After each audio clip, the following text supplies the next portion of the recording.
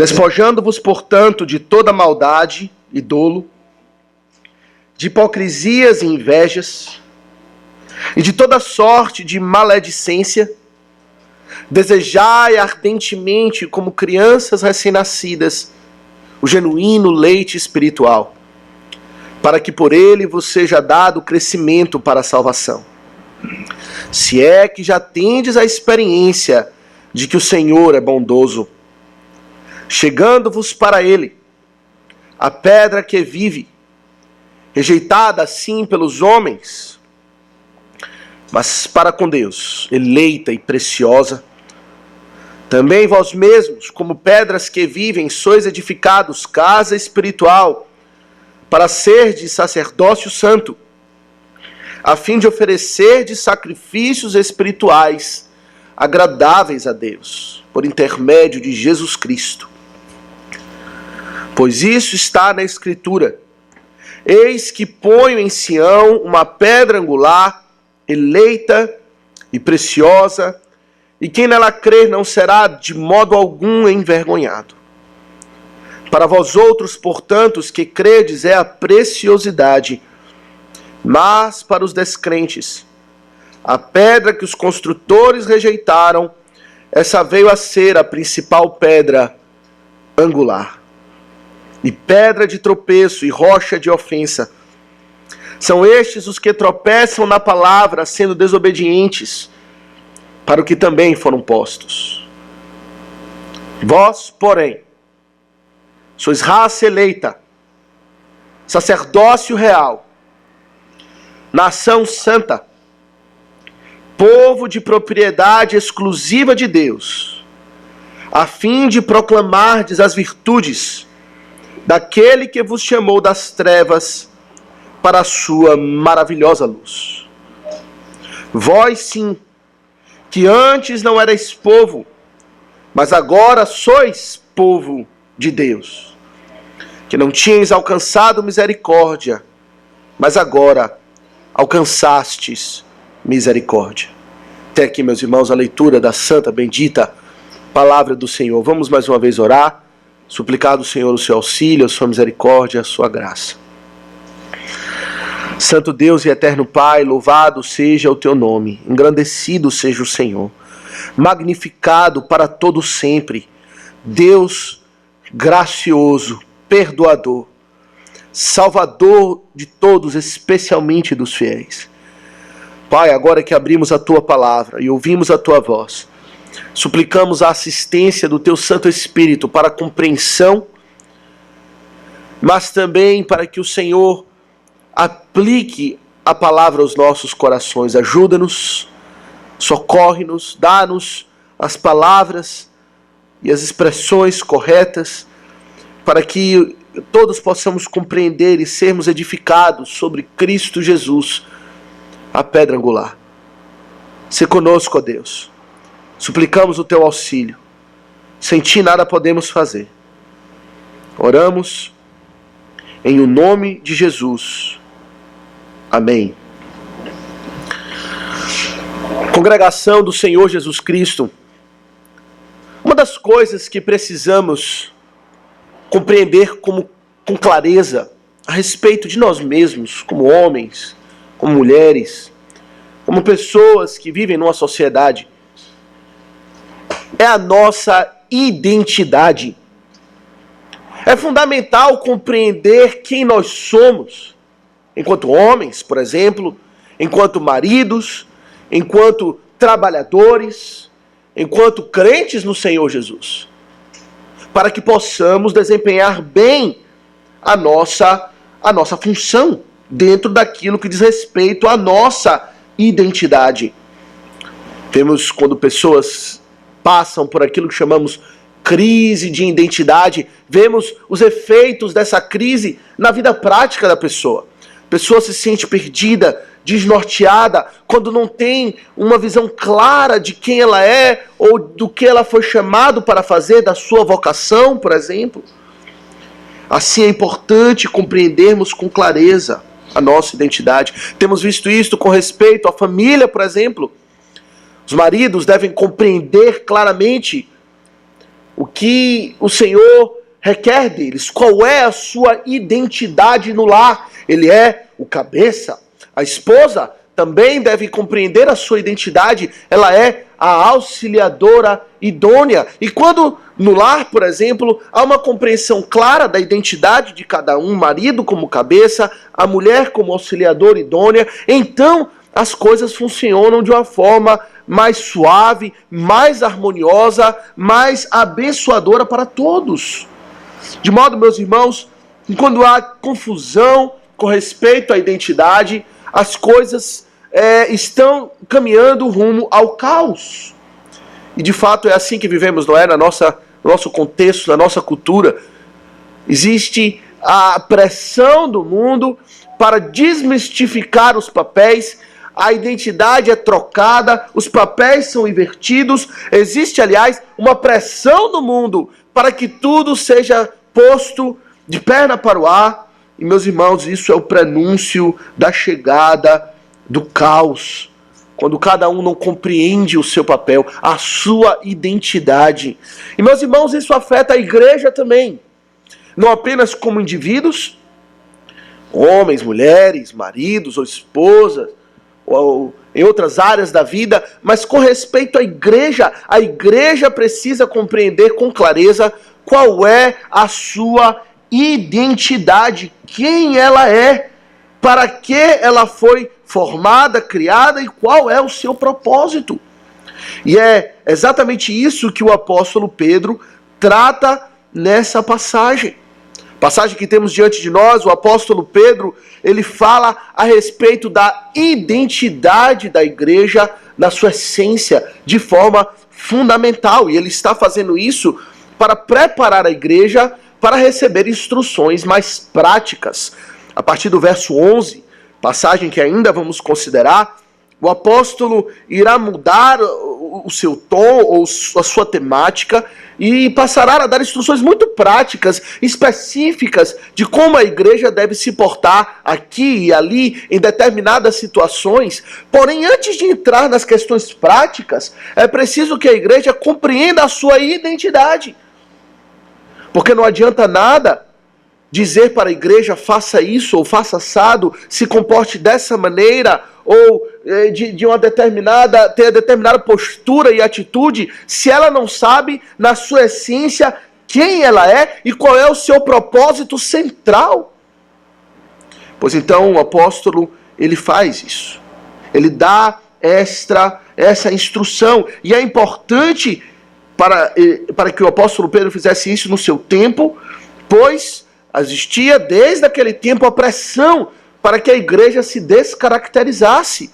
Os irmãos devem se lembrar que ele escreve aqui para crentes vivendo a fé em um ambiente hostil à fé, em um ambiente onde havia pressão para que a fé fosse abandonada, as práticas cristãs fossem maculadas ou deixadas para trás. Mas o apóstolo, então, ele com sua autoridade apostólica, ele relembra a igreja quem eles são, para prepará-los para viver de fato como a igreja deve viver. E, meus irmãos, essa não é a pressão que temos hoje em dia também? Para que a igreja se descaracterize como igreja, para que a igreja não seja cada vez mais conformada com o mundo, não haja uma distinção clara entre o que a igreja é e entre o que o mundo é. Isso é uma pressão muito forte. Imagine, por exemplo, um cachorro, ilustração um pouco estranha, mas imagine um cachorro criado no meio de gatos. Ele é o único cachorro lá. E sua família enorme, muitos gatos. E poderíamos assim dizer que existe uma pressão muito grande sobre aquele cachorro para que ele não lata, e sim que ele passe a miar, que ele se comporte como gato. Mas o cachorro jamais irá fazer isso. Ele pode estar ali rodeado de uma pressão muito forte para que ele se descaracterize, mas ele jamais vai deixar de latir, pois a sua identidade está entranhada no seu ser. De forma similar deve ser com a igreja.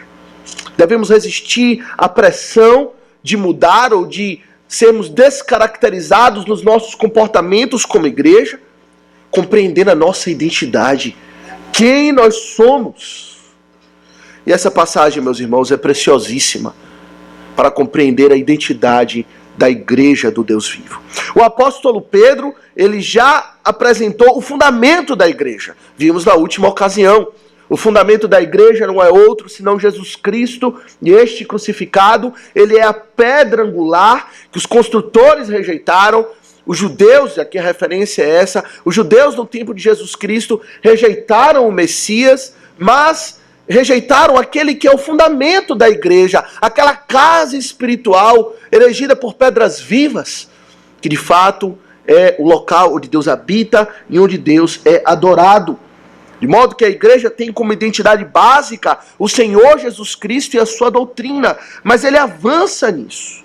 Ele não apenas fala do fundamento da igreja, mas fala de características da igreja no verso 9 e também do propósito pelo qual a igreja foi criado. Verso 9 ele diz: vós, porém, sois raça eleita, sacerdócio real, nação santa, povo de propriedade exclusiva de Deus, a fim de proclamardes as virtudes daquele que vos chamou das trevas para a sua maravilhosa luz. Assim, meus irmãos, queremos considerar essa passagem sobre o seguinte tema: quem é a igreja do Deus vivo? Ou o que é? Quais são as características da igreja do Deus vivo? Queremos considerar dois pontos. Em primeiro lugar, a identidade da igreja.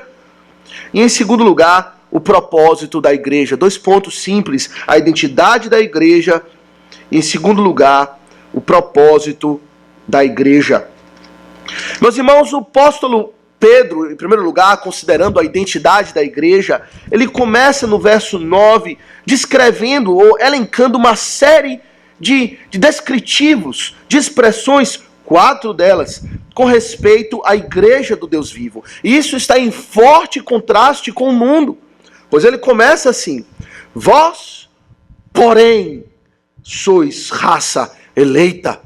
De fato, como vimos na passagem anterior, o mundo é aquele que desprezou a Jesus Cristo, tropeçou na pedra de tropeço, foi esmagado, destruído pelaquela rocha de ofensa que é o próprio Senhor Jesus.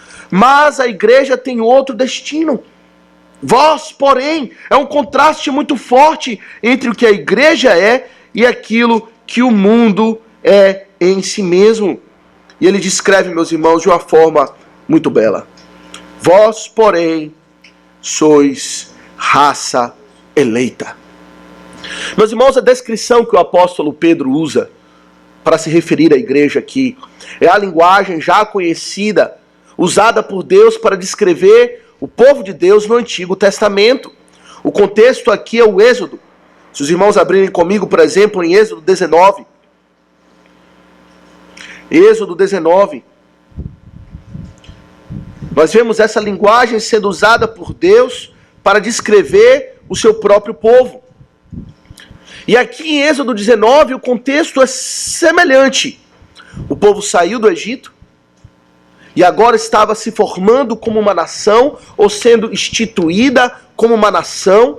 Porém, antes deles entrarem na terra prometida, antes deles chegarem perto do mundo, por assim dizer, ou daquelas nações que haveriam de exercer uma grande pressão contra Israel, para que ela se descaracterizasse, para que ela adotasse a adoração de deuses estranhos, o Senhor estabelece uma aliança com o seu povo no Monte Sinai, e lá ele entrega leis muito claras com respeito ao como o povo deveria viver em santidade, mas ele descreve o povo de Deus.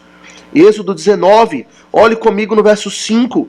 O Senhor fala com respeito a Israel: agora, pois, se diligentemente ouvirdes a minha voz e guardardes a minha aliança, então serei, aqui a linguagem usada por Pedro, a minha propriedade peculiar dentre todos os povos, porque toda a terra é minha. Vós sereis reino de sacerdotes, nação santa. São estas as palavras que falarás aos filhos de Israel.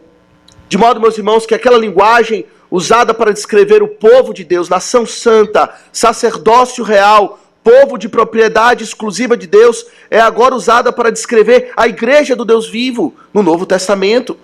Aqui está o verdadeiro cumprimento dessas expressões. A igreja do Deus vivo, a igreja do Senhor Jesus Cristo, ela que de fato representa o cumprimento amplo e total de todos esses descritivos que a igreja de Israel carregou sobre si no Antigo Testamento.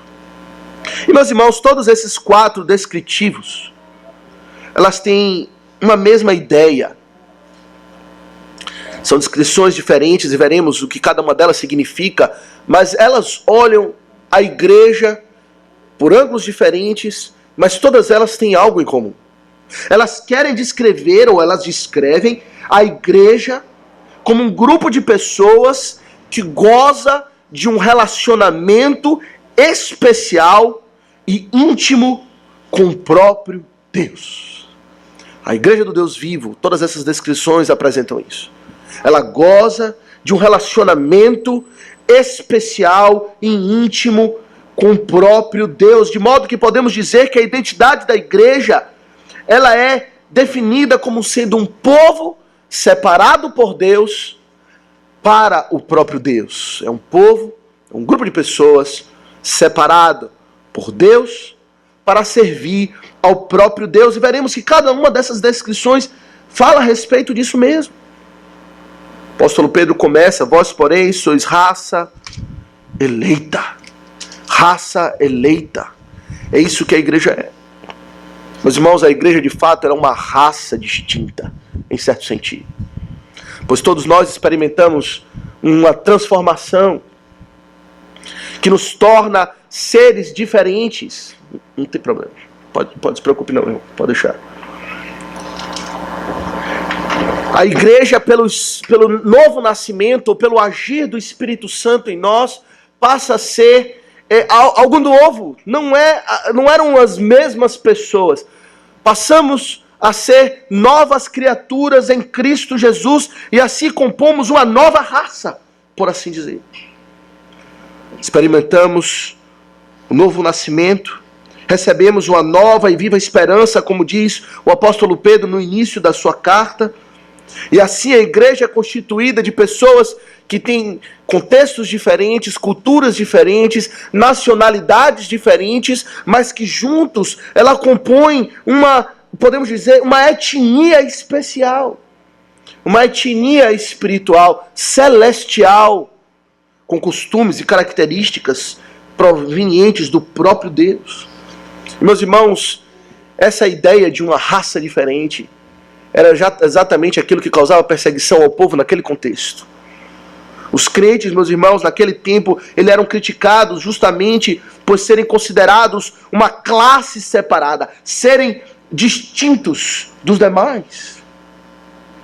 O historiador romano antigo, ele descreve os crentes como os alienados do império. Aqueles que não tinham parte com o Império Romano e, portanto, eram diferentes. Nos registros antigos da história, os crentes eram chamados de aqueles que odeiam a humanidade pelo seu comportamento diferente. Eles eram tidos, então, como separados da humanidade, pois eles não se misturavam. Eles não participavam das mesmas atividades, não tinham o mesmo comportamento. Ao contrário, o seu comportamento e a sua postura, por vezes, causava desconforto e quebrava laços familiares, atrapalhava o convívio pacífico do império. Os crentes, eles não poderiam assumir, muitas vezes, posições públicas, pois envolvia juramentos a deuses estranhos, e isso era idolatria, e, portanto, eles tinham uma identidade separada, uma nova raça, por assim dizer. Pois o Senhor, meus irmãos, nos descreve assim. Porém, não há nenhuma abertura para isso, nesse ponto, para identificar-se como superior. Alguém poderia pensar: é uma raça, vocês são melhores do que os demais, vocês não são como nós. Mas é uma raça eleita, diz o apóstolo Pedro. Não é uma raça que alcançou superioridade por si mesmo, ou que nós somos melhores do que ninguém, mas é uma raça que é diferente porque foi alcançado por Deus pela sua eleição, e não há nada que distinga nós dos demais, senão o amor de Deus que foi posto sobre nós. Deuteronômio 7 fala isso claramente, se os irmãos abrirem comigo, por exemplo, em Deuteronômio 7, no verso 6, aqui ainda o Senhor falando com Israel, antes de entrar na terra prometida, para que ela tivesse a sua identidade muito clara. Em Deuteronômio 7, a partir do verso 6, ele diz o seguinte: Moisés, porque tu és povo santo ao Senhor, teu Deus, o Senhor, teu Deus te escolheu. Povo, raça escolhida. Mas qual foi a base da escolha? Ele diz: para que ele fosse o seu povo próprio, de todos os povos que há sobre a terra. E aí fala: não vos teve o Senhor afeição, nem vos escolheu, porque fostes mais numerosos do que qualquer povo, pois eres o menor de todos os povos. Mas porque o Senhor vos amava, e para guardar o juramento que fizera a vossos pais, o Senhor vos tirou com mão poderosa e vos resgatou da casa da servidão, do poder de Faraó, rei do Egito. De modo, meus irmãos, que se existe algo diferente com respeito à igreja, não é que somos mais poderosos, melhores, maiores, em qualquer sentido. Antes somos os menores. O Senhor disse que Ele escolheu os desprezíveis da terra, não os que eram os grandes, mas Ele nos amou por causa dos patriarcas, por causa da sua aliança. Raça eleita. De modo, meus irmãos, que quando falamos que a igreja é raça eleita, dizemos que a igreja compõe aquele povo que experimentou uma transformação pelo Espírito Santo, que tem a sua raiz no amor de Deus, o amor eletivo de Deus. O Salmo 33, verso 12 diz: feliz a nação cujo Deus é o Senhor, e o povo que Ele escolheu para a sua herança. A igreja é esse povo, raça eleita. Mas também ele acrescenta: vós, porém, sois raça eleita, sacerdócio real. Sacerdócio real. Aqui está, meus irmãos, uma das expressões mais difíceis de compreender o seu significado preciso. Muitos debatem. À medida que você for ler comentários, você vai ver que dificilmente vai encontrar dois comentaristas que concordem no significado preciso dessa expressão, citada lá em Êxodo 19 também. Há pelo menos 4 sentidos dados pelos comentaristas do que significa sacerdócio real. E aqui a palavra real não é sacerdócio verdadeiro, mas sacerdócio que tem a realeza. É real no sentido de reino, não no sentido de verdadeiro. O português aqui pode nos trair. Então existem pelo menos 4 interpretações. Uma diz que são 2 coisas separadas. Não era para ter uma vírgula entre o sacerdócio e o real. A igreja é sacerdócio, a igreja é real, ela é um reino. Outros entendem que aqui a igreja quer dizer que a igreja acumula 2 funções: a função sacerdotal e a função real, a semelhança de Melquisedeque, que era rei de Salém, sacerdote do Deus vivo. Tinha essas 2 funções, função sacerdotal e a função real. Outros entendem que aqui quer dizer que a igreja são sacerdotes que servem no reino de Deus. Seria então uma ideia de uma nação teocrática. É um reino governado não por políticos ou imperadores, mas por sacerdotes. Porém, meus irmãos, há outra forma de interpretação, e nós entendemos que essa é a correta, que a ideia é de um reino que é caracterizado por ser um reino sacerdotal. É um reino caracterizado por ser sacerdotal. Entendemos então que a melhor tradução seria não sacerdócio real, mas um reino sacerdotal. E a ideia aqui, meus irmãos, pelo menos o motivo pelo qual nós entendemos isso, é que todas as expressões, elas são compostas de um coletivo e um descritivo. Veja, a primeira é raça eleita. É uma raça, um conjunto de pessoas que tem uma determinada característica, uma raça. O segundo é um reino. O terceiro é um povo. O quarto é uma nação, ou melhor, aqui primeiro uma nação, depois um povo. É uma raça, é um reino, é uma nação, é um povo. São todas expressões que querem apontar para o coletivo, ou seja, a igreja não é apenas um ou outro indivíduo, mas é uma raça, é um povo, é uma nação, é um reino. Então aqui, o reino nesse segundo descritivo aponta para a coletividade da igreja. De fato, é um reino. É um reino cujo rei é o Senhor Jesus Cristo. Servimos a Ele. Ele é o nosso cabeça, o nosso governante máximo, mas é um reino caracterizado pelo sacerdócio. O que isso quer dizer? Meus irmãos, qual é a característica principal do sacerdote? Qual é o privilégio que o sacerdote tem, que mais ninguém tem? Meus irmãos, o privilégio do sacerdote é o privilégio de comparecer à presença de Deus. O sacerdote era aquele que, diferente do povo, ou melhor, em nome do povo, ele se apresentava à presença de Deus. E de acordo com as prescrições de Deus, ele e somente ele, mais ninguém, poderia entrar na presença de Deus e oferecer o sacrifício aceitável a Deus, ministrar na presença de Deus. O povo ficava de fora. O povo não poderia entrar. O sacerdote entrava como um mediador entre Deus e o povo, mas eles não tinham acesso direto a Deus. Mas a igreja do Deus vivo, meus irmãos, ela é um reino sacerdotal. Ela é caracterizada por ter esse privilégio de comparecer à presença de Deus, diferente do mundo. O mundo não tem acesso a Deus. De fato, Deus, de uma certa forma, se revela ao mundo por meio da sua revelação geral, por meio da criação e de outras formas, mas apenas a igreja de Deus tem acesso privilegiado a Deus, tem acesso à presença íntima de Deus, pode orar a Deus, pode falar com Deus, pode ouvir a voz de Deus sem ser fulminado. Esse é o privilégio da igreja.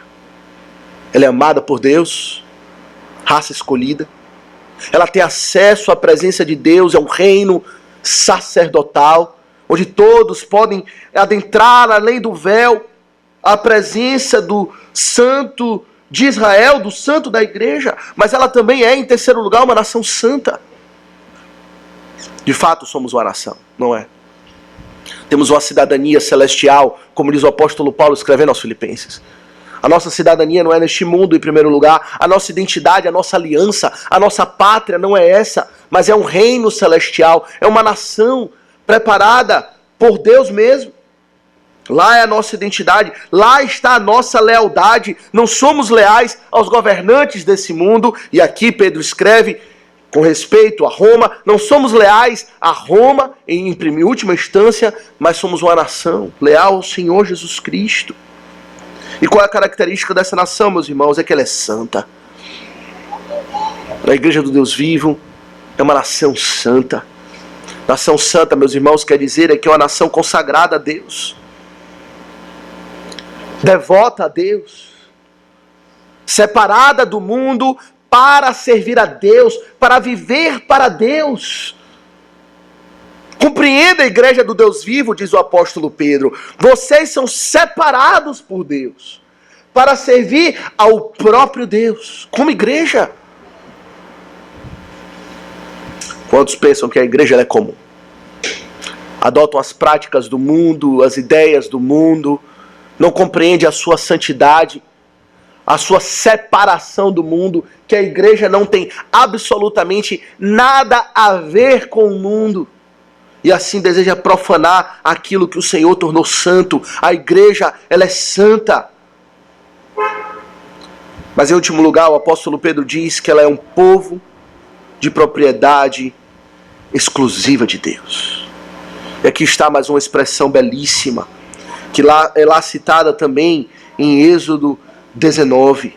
É um povo de propriedade exclusiva de Deus. Meus irmãos, a expressão aqui quer dizer o seguinte: o Senhor, Ele é dono de todas as coisas. Quando se fala em termos de propriedade, em termos de possessão, não há absolutamente nada que o Senhor não possua. O próprio inferno pertence ao Senhor. O próprio maligno, Satanás, o demônio, serve ao Senhor, pertence a Ele, serve os seus propósitos. Não há absolutamente nada que fuja da soberania e do controle do governo absoluto de Deus sobre todas as coisas. Tudo que não é Deus está debaixo de Deus. Logo, Deus é o dono de todas as coisas. Mas a igreja é sua propriedade exclusiva. Olhe comigo novamente em Êxodo 19. Em Êxodo 19, no verso 5, quando temos essa expressão que o apóstolo Pedro aqui cita, ele deixa isso claro. Ele fala: agora, pois, se diligentemente ouvides a minha voz, Êxodo 19, verso 5, agora, pois, se diligentemente ouvides a minha voz e guardardes a minha aliança, então sereis a minha propriedade peculiar dentre todos os povos, porque toda a terra é minha. Todos os povos são meus. Os muçulmanos são meus. Os católicos são meus. Eu tenho um governo sobre todos, mas a igreja, ela é minha de uma forma especial. Ela é minha propriedade peculiar, exclusiva. E a ideia aqui da palavra, especialmente no hebraico, onde é citado o Êxodo 19, é a seguinte: a igreja, ou aqui o povo de Deus, ela é minha joia rara, minha joia de grande valor. Imagine um homem riquíssimo, uma mulher riquíssima, que tem ali uma grande coleção de joias. Ela é dona de muitas riquezas, muitas posses. Mas dentre a sua coleção, ela tem uma que é só dela. Talvez seja a mais cara de todas. Ou talvez a que ela goste mais, por qualquer razão que seja. Talvez porque ele foi dado como herança e ela recebeu e tem grande apreço. E ela diz o seguinte: todas as outras eu posso emprestar, usar, pertencem a mim, mas eu não tenho ciúmes com respeito às demais. Porém essa, tão somente essa, ninguém toca. Ela é minha, ela é exclusivamente minha, ela é minha peculiarmente, eu não empresto a ninguém. E assim é a igreja do Deus vivo. Ela é essa joia que foi amada por Deus, escolhida por Deus antes da fundação do mundo, um povo preparado por Deus e entregue a Jesus Cristo. E diz Jesus Cristo: toda a terra é minha, eu sou dono de todas as coisas, mas a igreja é minha joia preciosa. É minha joia, é minha propriedade exclusiva, que eu não dou a mais ninguém. Meus irmãos, percebemos aqui o quão a igreja ela é distinta do mundo. A igreja, meus irmãos, ela de fato, ela é aquele povo separado por Deus para servir ao próprio Deus. Podemos resumir então essa primeira parte dizendo que a igreja ela é a escolhida e amada por Deus como raça eleita. Ela é aquela que tem acesso, livre acesso à presença de Deus como sacerdócio real. É aquela que é consagrada para o serviço de Deus, devotada a Deus como uma nação santa. E é aquela que é a posse preciosa de Deus, como sendo o seu povo de propriedade exclusiva. E aqui, meus irmãos, nós já temos várias aplicações para nós. A primeira delas é: observe que tudo que é dito aqui é dito com respeito à igreja, à coletividade. Nada do que é dito aqui, meus irmãos, tem o seu cumprimento cabal e exclusivo com respeito ao indivíduo. Individualmente, de fato, nós somos escolhidos por Deus, amados por Deus, santificados por Deus, somos possuídos por Ele. Porém, o cumprimento cabal de todas essas expressões está na coletividade, está na igreja. De modo que, quando você considera ou pensa na igreja, você enxerga dessa maneira. Talvez você enxergue a si mesmo dessa maneira. Talvez você olhe no espelho e diz: de fato, lavado por Deus, lavado pelo sangue de Jesus, salvo por Ele, e eu, de fato, sou raça eleita, sacerdócio real, nação santa, povo de propriedade exclusiva. Mas isso, meus irmãos, tem o seu cumprimento com respeito à igreja. Essa é a primeira aplicação. Entender que os propósitos do Senhor salvíficos estão definidos na igreja e não no indivíduo. Ele morreu pela igreja, pelo seu povo, ela é a sua noiva. Segunda aplicação, meus irmãos, é que a passagem como essa, ela confronta a visão que temos da igreja. Qual a visão que você tem da igreja? Para você, a igreja é um clube social. Para muitos nós sabemos, não é? A igreja é aquele lugar onde você vai para ver os seus amigos, para você se sentir bem com as pessoas que você gosta. Para muitos é uma ONG. A igreja é apenas um agente de transformação social, onde vai fazer o bem socialmente. Um mero ajuntamento de pessoas. Para muitos é um mal necessário. Ter que vir para a igreja é um suplício. Fazer parte da igreja é um suplício. Porém, meus irmãos, uma passagem como essa nos confronta com respeito à visão que temos da igreja, pois a visão de Deus com respeito a Cristo é de que ela é preciosa. Muitos rejeitam a Cristo, mas Cristo é a pedra preciosa. Mas com respeito à igreja também. Não apenas Cristo é precioso aos olhos de Deus, mas a igreja também é preciosa aos olhos de Deus. Ele é aquele povo de propriedade exclusiva do Senhor. E devemos então, meus irmãos, ter esse mesmo parecer, esse mesmo entendimento, a mesma visão com respeito à igreja que o próprio Deus tem. Ela é gloriosa, ela é elevada, ela é santa, ela é eleita, ela é exclusiva, ela é sacerdotal. Só ela tem acesso a Deus, mais ninguém. Essa passagem também, meus irmãos, nos mostra o quanto a igreja é diferente do mundo. E o mundo é incompatível com a igreja. Pois absolutamente nada do que é dito aqui pode ser aplicado ao mundo. Nenhum desses descritivos, meus irmãos, pode ser de alguma maneira aplicado ao mundo. Existem descrições que podem ser compartilhadas. Você pode descrever duas pessoas diferentes ou duas entidades diferentes usando descritivos semelhantes. Porém, quando falamos a respeito da igreja, meus irmãos, os descritivos dela são exclusivos a ela. Ninguém mais, ou nenhum outro ajuntamento de pessoas aqui nessa terra é eleita, é real, é um sacerdócio real, é uma nação santa, é um povo de propriedade exclusiva de Deus. O mundo não tem nada a ver com a igreja. A igreja não existe para servir aos interesses do mundo, mas existe para servir o interesse de Jesus Cristo à sua cabeça. Ela é completamente diferente. Será que percebemos assim?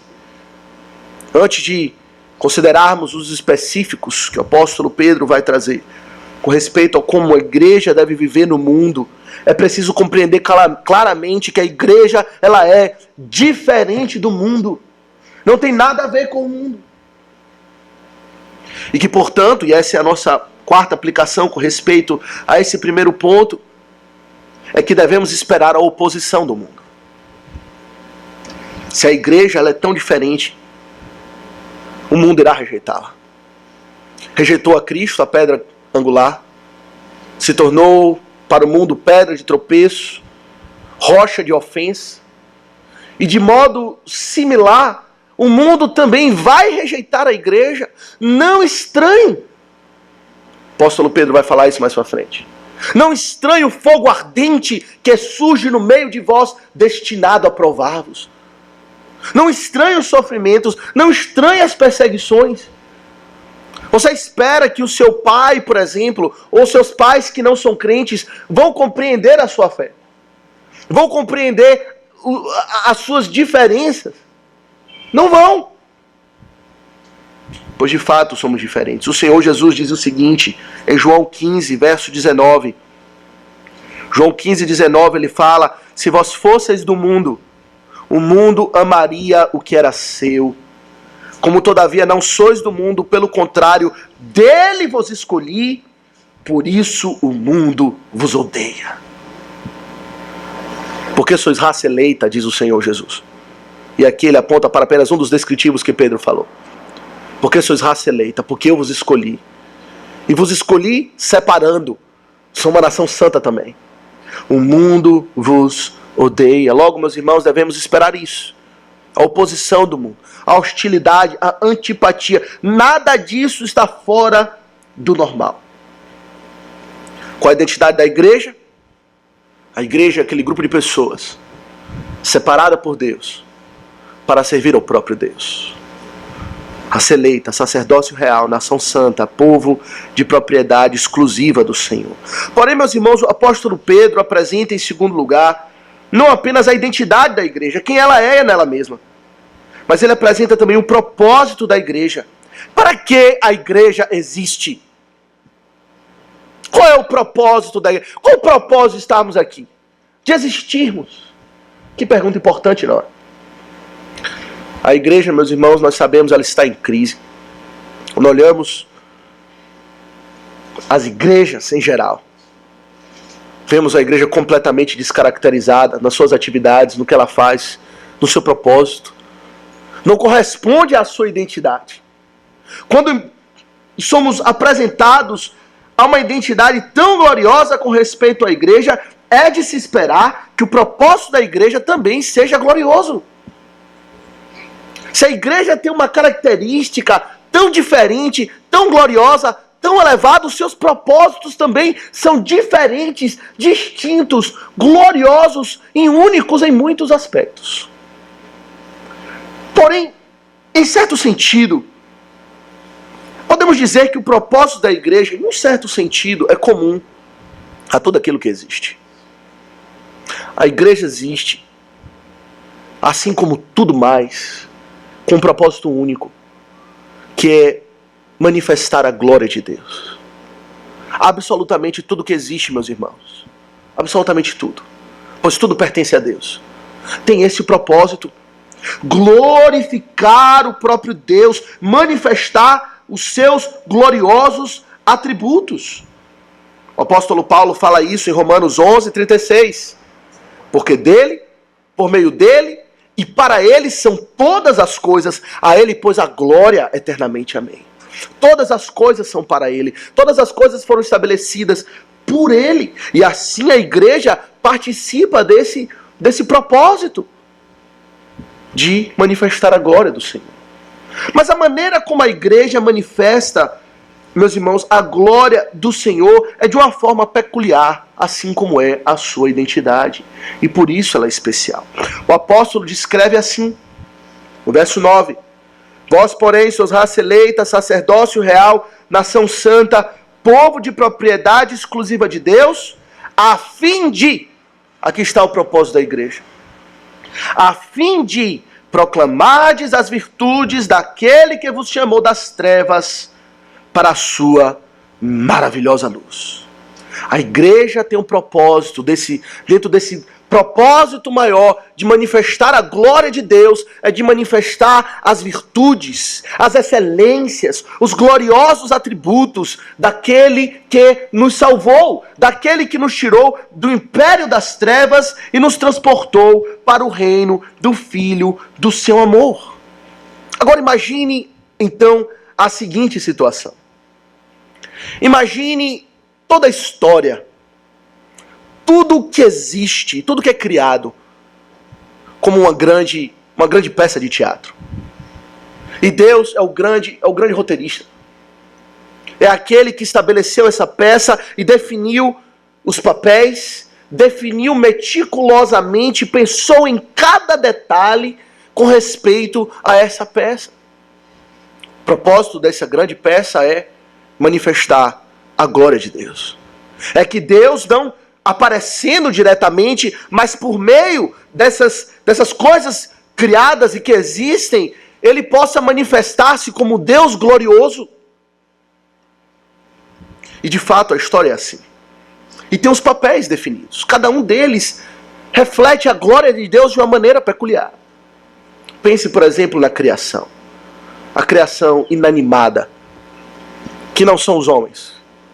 Elas têm um papel, a criação tem um papel muito importante de manifestar a glória de Deus dentro dessa peça. O sol. Sol, você vai brilhar todos os dias. E sempre que você brilhar, você vai estar manifestando a minha glória. De que maneira? Eu vou estar mostrando o poder de Deus. Você vai estar ocupado em manifestar o quão eu sou poderoso, o quão grande eu sou, o quão sábio eu sou. Você vai manifestar esse aspecto da minha glória, o meu poder. O papel do sol é fácil. Não tem que decorar nenhuma linha, não tem que decorar nenhuma fala. Tudo que você tem que fazer é subir, brilhar, e assim eu serei glorificado. Não é isso que o Salmo 19 fala? Salmo 19, os céus proclamam a glória de Deus, o firmamento anuncia as obras das suas mãos. Um dia discurso a outro dia, uma noite revela conhecimento a outra noite. Não há linguagem, nem há palavras, e deles não se ouve nenhum som. Eles têm um papel muito importante, sem falar nada, manifestam o poder de Deus e assim a sua glória. O mundo ímpio, aqueles que rejeitaram a pedra angular, tropeçaram na pedra de tropeço, na rocha de ofensa, tem um papel muito importante nessa peça de manifestar a glória de Deus. De que maneira? Rejeitando a Cristo. À medida que o mundo rejeita a Cristo, o Senhor fala: eu serei manifestado na minha glória com respeito à minha ira e o meu juízo. E é isso que eu quero manifestar. De modo, meus irmãos, que aqueles que rejeitam a Cristo, de fato, eles têm o papel de manifestar a glória de Deus. Porém, como vasos de desonra, como diz o apóstolo Paulo escrevendo aos Romanos com respeito à eleição. A ilustração lá não é de uma peça de teatro, mas é do oleiro, Romanos 9. O Senhor é oleiro e ele tem direito sobre a massa, e uns ele faz vaso de desonra. Ou podemos usar a nossa ilustração, alguns ele dá o papel daqueles que vão ser rebeldes contra Deus, e assim Deus vai manifestar neles a sua ira, a sua glória, e vai se revelar como um Deus justo. Não é interessante que o próprio Pedro fala isso? Olhe comigo no verso 8. 1 Pedro 2,8, ele fala a respeito daqueles que rejeitaram a Cristo. São estes os que tropeçam na palavra, sendo desobedientes, e ele fala o quê? Para o que também foram postos. Esses que rejeitam a palavra de Deus, que rejeitam ao Senhor Jesus Cristo, rejeitam a pedra angular, não fazem longe da soberania de Deus, longe do controle de Deus, eles foram postos ali, com este propósito. O Senhor deu a eles, nessa grande peça de manifestar a glória de Deus, um papel importante, para que o Senhor se revelasse como Deus justo, que odeia e abomina o pecado com todas as forças do seu ser. E assim o mundo manifesta a glória de Deus. Porém, a igreja, meus irmãos, tem um papel peculiar. A igreja também tem um papel nessa peça. Com o propósito, o mesmo dos demais. Manifestar a glória de Deus. Manifestar que o Senhor é excelente em seus atributos. Mas, meus irmãos, o Senhor nos dá um privilégio inominável. Nesse papel, ou nesse grande teatro, nessa grande peça, nós não manifestamos o poder de Deus apenas como o sol, ou a ira de Deus como os ímpios, mas nós temos o papel exclusivo de manifestar a graça de Deus, as virtudes daquele que nos chamou das trevas para a sua maravilhosa luz. Ele nos salvou.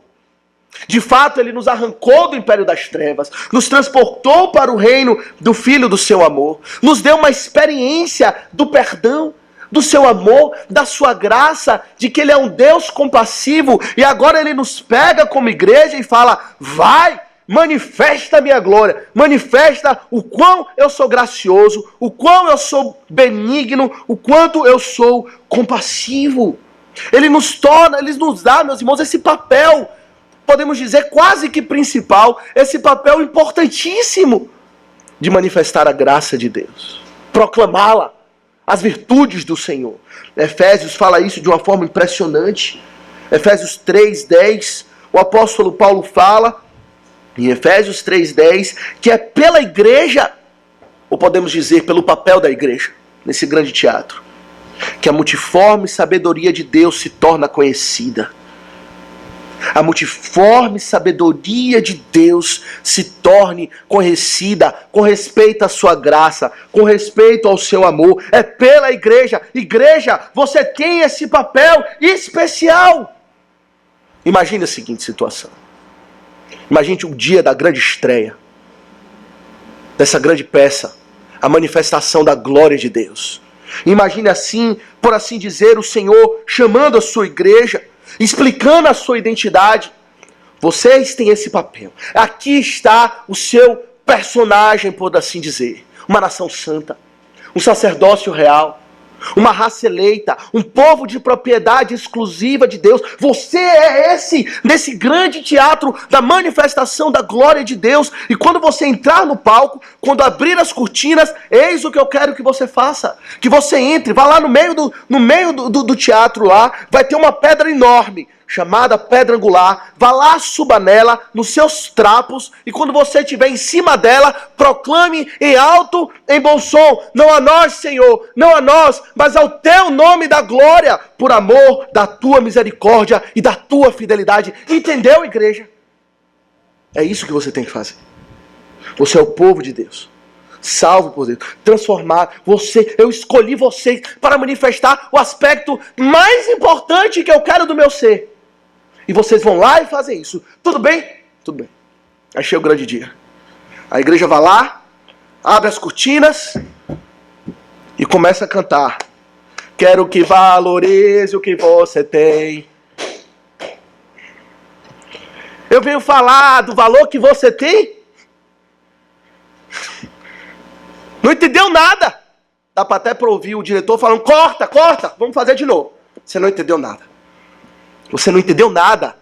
Eu disse: não a nós, ao teu nome da glória. É a glória de Deus. Mas a igreja fala: peraí, mas nós não somos a raça eleita, aquele povo de propriedade exclusiva? Nós não temos valor diante ao Senhor, aquela joia preciosa. Sim, mas é para mim glorificar. Não é para glorificar a vocês. É a mim mesmo. Vamos tentar de novo. Agora vocês vão lá e cantam assim: bendize a minha alma ao Senhor, e tudo que é em mim, bendiga ao teu santo nome. Entendeu? Abre-se as cortinas. Cadê a igreja? Está dormindo? Não veio para o palco? Todos nós já vimos, né, alguns sketches. Naquele momento onde abre-se a cortina, todo mundo espera o artista principal entrar no palco, e cadê ele? Esqueceu a sua fala. Ou está dormindo, ou está bêbado no camarim. Quantas vezes acontece isso contra a igreja? É chamado para bendizer ao Senhor com todo o seu ser, de toda a minha alma, com toda a sua força. E o que a gente faz? A gente negligencia esse papel principal, quase. Esse papel exclusivo, especial, que Deus deu à igreja, para que por meio dela, e unicamente por meio dela, Ele manifeste a multiforme sabedoria da graça de Deus, para que possamos proclamar as virtudes, os atributos gloriosos daquele que nos chamou das trevas para a sua maravilhosa luz. Você percebe o quão distante nós estamos de manifestar, ou de assumir realmente, ou de exercer o papel que Deus nos deu? Quando somos tão negligentes no adorar a Deus, no proclamar, anunciar as virtudes daquele que nos chamou das trevas para a sua maravilhosa luz. Ah, meus irmãos, estamos tão distantes, somos tão negligentes com as coisas de Deus. Ele nos deu esse papel, pessoal. Tudo existe para a glória dele. E Ele nos deu o privilégio de sermos o canal, o instrumento, ou aquele que vai ter o papel de manifestar a graça dele. O quão Ele é bom e bendito, paciente, e nós somos negligentes. É preciso compreender, meus irmãos, que embora o nosso papel ele seja central e exclusivo, em muitos aspectos ele não é o papel principal. O papel principal é do próprio Senhor Jesus Cristo. Ele mesmo ele entra nessa peça, por assim dizer. O próprio Deus, assumindo a nossa natureza. E Ele manifesta todos os aspectos da glória de Deus. Especialmente na cruz. Pense na cruz do Calvário. Quando o Senhor Jesus Cristo é levantado, o sol dá licença. Só fala, eu vou parar de brilhar, pois já tem alguém aqui brilhando. O seu poder é manifestado quando a terra treme e os mortos ressuscitam diante da cruz de Cristo Jesus. O poder de Deus é manifestado nele. A ira de Deus é manifestada em Jesus Cristo. Quando o Senhor derrama todo o cálice da sua ira sobre ele, e os ímpios nem passam perto de experimentar a ira de Deus como Jesus Cristo experimentou. Cristo glorifica a Deus com respeito à sua ira e à sua justiça, mas sobretudo com respeito à sua graça e ao seu amor manifestado na cruz do Calvário. Ele glorifica a Deus em todos os aspectos e atributos do ser de Deus. Não foi isso que o Senhor Jesus disse? João 17:1. Tendo Jesus falado estas coisas, levantou os olhos ao céu e disse: Pai, é chegada a hora, glorifica teu filho, para que o filho te glorifique a ti. Me pendura na cruz do Calvário. Lá eu te glorificarei. Eu proclamarei todas as tuas virtudes, todas as tuas excelências, como nenhum outro. Como a igreja não faz, como o mundo não faz, como a criação não pode. Cristo Jesus é o papel principal, meus irmãos. Mas nós temos esse papel especial também, pois somos salvos por Deus. Não é um mero teatro, é realidade, e é esse que é o ponto. Fomos realmente salvos. Se fomos realmente salvos das trevas para a sua maravilhosa luz, e essa é a nossa identidade, por que não agimos assim? Não éramos povo antigamente, diz Pedro. Agora somos povo. Não tínhamos misericórdia, mas agora alcançamos misericórdia. E o Senhor nos dá uma nova identidade. Eu lhe pergunto, meus irmãos, em aplicação, essa é a sua identidade? Quando você se olha no espelho e, por assim dizer, metaforicamente, e contempla quem você é, e qual é o seu papel, qual o fim da sua existência como indivíduo e como igreja. É assim que você se enxerga, é assim que você enxerga a igreja. Aquela que tem um papel exclusivo, especialíssimo, de manifestar a graça de Deus, e que é isso que repousa sobre os nossos ombros. Isso é central, meus irmãos, isso é importante. Pois hoje em dia a igreja não é enxergada assim. Ela é enxergada como uma ONG qualquer, cujo fim é aliviar o sofrimento dos homens. A igreja pode até fazer isso. Ela pode até trabalhar para aliviar o sofrimento dos homens, mas essa não é a sua identidade, esse não é o seu papel principal. A igreja é vista, por exemplo, como uma casa de shows, para entreter as pessoas. O propósito é deixar as pessoas felizes, alegres e contentes, satisfeitas, nunca falar aquilo que vai desagradar e dar aquilo que vai agradar. É uma falha na compreensão da identidade da igreja. Quem é a igreja do Deus vivo? Por essa passagem, meus irmãos, também nos apresenta a centralidade do culto a Deus. Pois como igreja, e aqui ele está falando da igreja, o momento mais especial, onde proclamamos as virtudes daquele que nos chamou das trevas para a sua maravilhosa luz, é o culto a Deus. Em Isaías 43, o apóstolo, abra comigo Isaías 43, no verso 20. O apóstolo Pedro também, nessa passagem, faz menção a essa referência. E lá deixa claro a centralidade do culto a Deus. Isaías 43, verso 20 fala: os animais do campo me glorificarão, os chacais e os filhotes de avestruzes, porque porei águas no deserto e rios no ermo, para dar de beber ao meu povo, ao meu escolhido, ao povo que formei para mim, para celebrar o meu louvor. Para celebrar o meu louvor. O Senhor nos formou.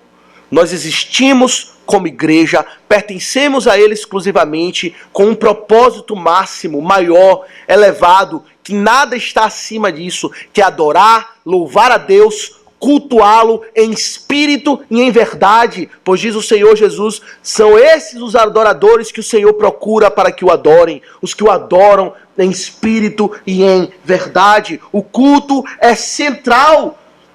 se nós temos um papel central nesse teatro de Deus, que é glorificar o seu nome, manifestando a sua graça, o ato principal do nosso papel é quando, como igreja, domingo após domingo, nós nos reunimos para proclamar e adorar a Deus com as palavras do seu louvor. É assim que você entende novamente a centralidade do culto a Deus. Somos tão negligentes. Eu tenho certeza que a igreja não estava assim de manhã. Deveria ter mais gente aqui. Deveria estar mais cheia. Por que isso? Por que chegamos atrasados? Por que faltamos o culto? Ou por que quando participamos somos tão indiferentes, sonolentos? Não sequer cantamos os salmos. Alguns ficam calados, outros cantam timidamente. Ah, estou com vergonha, não sei cantar. O Senhor não escalou cantores para manifestar a sua glória. O Senhor escalou pecadores salvos pela sua graça para cantar a sua glória. E você é um pecador salvo pela graça de Deus? Você foi tirado das trevas para a sua maravilhosa luz? Alcançou a misericórdia? Não era povo, agora é povo? Então cante, proclame as excelências de Deus. O culto é central. Hebreus 13, verso 15 fala que por meio de Jesus oferecemos a Deus sempre sacrifício de louvor, que é o fruto de lábios que confessam o seu nome. Adoração a Deus, meus irmãos, é central na vida vida da igreja que tem essa identidade. Mas essa passagem, meus irmãos, também aponta para a importância do evangelismo. Essa proclamação é feita para Deus no culto, para que Deus seja adorado, para que Ele seja louvado, mas também é feita para o mundo. O mundo também deve ouvir a respeito das excelências, das virtudes daquele que nos chamou das trevas para a sua maravilhosa luz. Somos, meus irmãos, como que publicitários da graça de Deus, diz um comentarista, para fazê-lo conhecido, para que os seus atributos sejam manifestados. Eu lembro daquela passagem do jovem de Gadara, aquele homem habitando em profundas trevas, possuído por demônios. E o Senhor Jesus Cristo vai lá, restaura aquele homem à plena sanidade mental, expulsa os demônios, ele agora está são, vestido, e ele quer ir com Cristo agora. Cristo vai embora, quer ir no barco, ele quer ir com Cristo. Cristo volta-se para ele e fala em Marcos 5,19: não venha comigo, vai para a tua casa, para os teus, e anuncia-lhes tudo o que o Senhor te fez e como teve compaixão de ti. Vai lá e proclama as virtudes daquele que ele chamou das trevas para a sua maravilhosa luz. Você experimentou isso? Não se apegue a mim tão somente. Não queira apenas viver na bolha de andar com Jesus, por mais precioso que isso seja. Mas volta para a tua casa, lá onde você é rejeitado, onde a pedra angular é rejeitada, onde a igreja é vista como uma escória do mundo, e anuncia o que o Senhor fez por você. Meus irmãos, como temos sido negligentes com respeito a essa proclamação? Somos negligentes aqui, somos negligentes lá, não anunciamos como poderíamos aqui as virtudes daquele que nos chamou das trevas para sua maravilhosa luz, e não anunciamos como deveríamos lá, a começar de mim. Precisamos compreender qual é a nossa identidade, nosso papel, manifestar a graça de Deus, para que outros venham também, para que outros também experimentem dessa transformação. É uma igreja exclusiva, mas as suas portas estão abertas. Ela é exclusiva, pois ela não é como nenhum outro, mas todos podem entrar. O convite é para todos, é ofertado a todos, para que todo aquele que tenha sede venha até Cristo e beba. Todo aquele que está em trevas venha para Ele e seja salvo. Devemos proclamá-lo, anunciá-lo. Quero o Senhor fazer assim conosco, nos despertar para evangelizar mais, como igreja, individualmente também, como família. E por último eu pergunto: você já alcançou a misericórdia de Deus? Você já experimentou isso que aqui ele fala? Você já foi chamado das trevas para a sua maravilhosa luz? Agora você é povo de Deus, você já alcançou a misericórdia?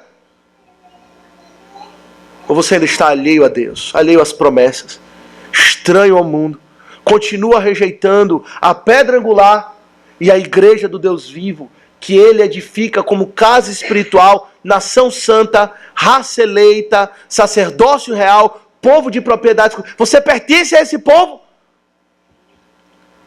Ou você ainda está perdido?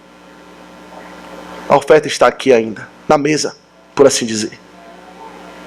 Convite para você ser escalado, para, em vez de manifestar a ira de Deus, ser agora um instrumento para a manifestação da bondade, da graça de Deus, está aqui na mesa. E para pegá-lo, basta se arrepender dos seus pecados. Basta não, que isso não é pouco. Dos seus pecados. E crer em Cristo. E confiar nele. Deixar para trás a confiança que você tem em si mesmo, o seu orgulho e a sua soberba. E alcançar então a misericórdia do Senhor. E passar a ser de Deus a sua joia preciosa. O que pode ser melhor do que isso? O que o mundo tem a oferecer? Que cachê o mundo pode pagar que é melhor do que esse? O melhor o Senhor dá. Pertencer a Ele tão somente. E desfrutar da sua glória certamente no futuro. Onde estaremos com Ele, veremos o Senhor Jesus Cristo. Veremos a sua glória não apenas manifestada, mas vivenciada, experimentada. Como experimentamos a glória, claro. Mas de uma forma plena no porvir. O convite da graça está aqui. Arrependa-se dos seus pecados e crê em Cristo. Que o Senhor nos abençoe. Amém.